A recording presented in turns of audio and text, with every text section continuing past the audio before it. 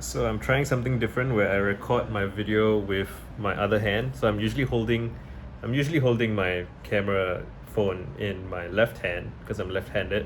And just for fun, I thought I would try holding it with my right hand, and it does feel weird. Now I'm looking at the camera here, and my face is off to this side, and my window is over here. So I'm used to the light. I mean, the light comes from here. So people observe that I tend to look that way when I'm thinking, which I don't know if part of it is because of the way I'm holding the camera, or if part of it is because of the light coming from there. And although I do think I'm managing to look at the camera more than rather than look at my face on the screen, because the camera is here and the face is here. Anyway, I wanted to elaborate on the do 100 thing. I tweeted about it a little bit, and people were saying things like, well, people ask for advice and they don't listen. I mean, so the question I had was, or the observation I had was, people come to me to ask about writing advice. For example, I've had like dozens, if not 100 people asking me about this over the years, and it's like many of them will even preemptively say, help me get better at writing, but don't tell me to write more. Don't tell me to just write more. And that sentence does have, depending on how you arrange the words, it has very different meanings, right? Don't just tell me to write more. Yeah, I'll tell you a bunch of other stuff as well. Don't tell me to just write more. But that's the thing though. So there's a difference between just write more and uh, don't just tell me to write more. So, okay, I'll tell you to write more and then I'll elaborate. The thing is, all of the things that are stopping you from writing more are the things that you need to address. But just write more is the thing that you have to do. Like, nothing else really matters. I mean, and so it's like, if there's any issues stopping you from just writing more, from simply writing more, those are the additional things you have to address. But don't tell me to just write more. There's no other way. There's no escaping that though. You can't become a better writer without writing more. So the thing is to figure out what are the bottlenecks stopping you from writing more.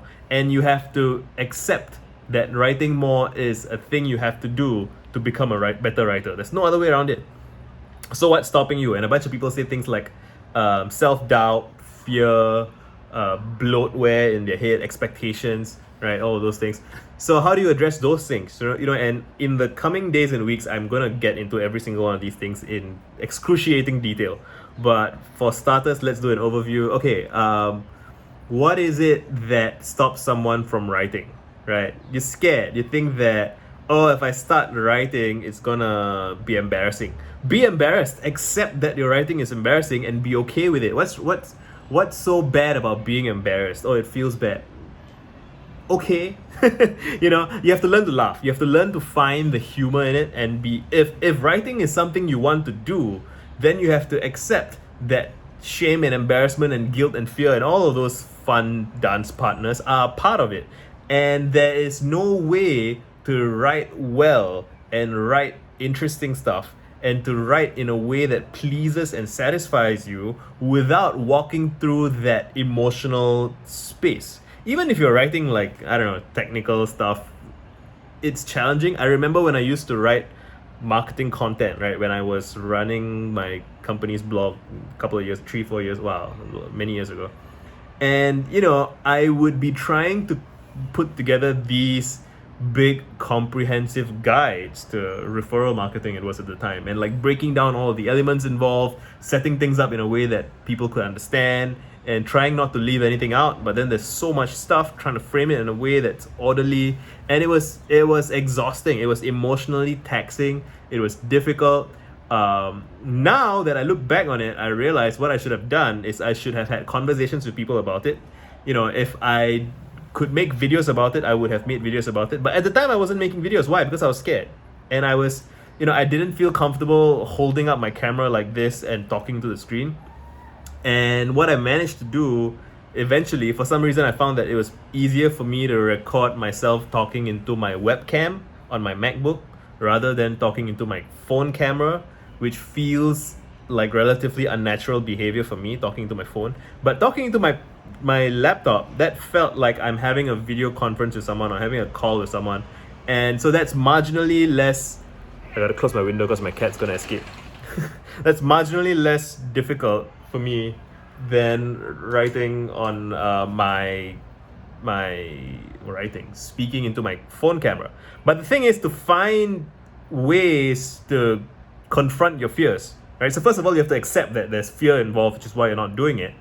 Cool, right? It's like if you want to jump, like my friend who does parkour was saying, like big jumps are scary, and the way to prepare for big jumps is to make smaller jumps at first. And so, okay, if you're scared of making a video, what is it that you're afraid of exactly? Like, are you afraid that people are going to judge you? Because I do that. Like, I don't like making a video with my wife is around, because I don't like even though I know that she loves me, I feel a projection of her possible judgment of what she might be thinking about me while I'm making the video. So to make videos, I'm making a lot of videos today because she's not at home. Find the way, figure out what it is that you're afraid of, and figure out how you can compress that fear, contain that fear, take baby steps, dip your feet in the water. What's the smallest way to do the thing that you're afraid of?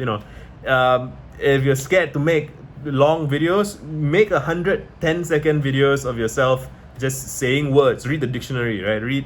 Recite